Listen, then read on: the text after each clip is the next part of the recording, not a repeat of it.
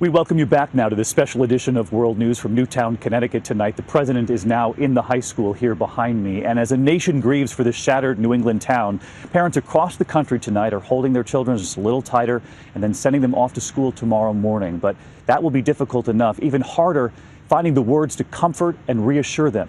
ABC's Juju Chang, with 3 boys of her own, navigating this herself. My youngest, roughly the age of the victims, is still unaware of the tragic events. We tried to keep my 9-year-old away from the news, but he read a headline. My oldest soaked up details on social media and started asking probing questions. Across the country, kids tweeted their fears. One writing, "It's sick that I have to be scared about going to school and worry so bad about my 4th grade sister." Parents are anxious too, as Monday morning drop-off looms.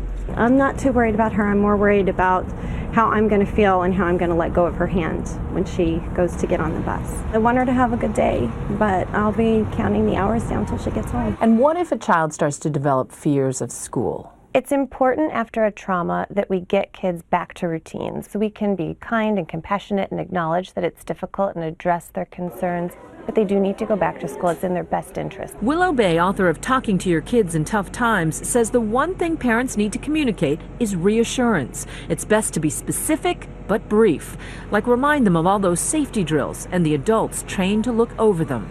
So you remind them that there are adults out there whose job it is to keep them safe, whether it's policemen, their school principal, their teachers. Always come back to reminding them that it's the job of adults, and there are a lot of us hard at work to keep them safe. And Juju's with us here tonight, and you were telling me that you're going to give your own kids a plan of action, someone to talk to if mom isn't there. Absolutely. If you're nervous at school, you just say, who can you talk to?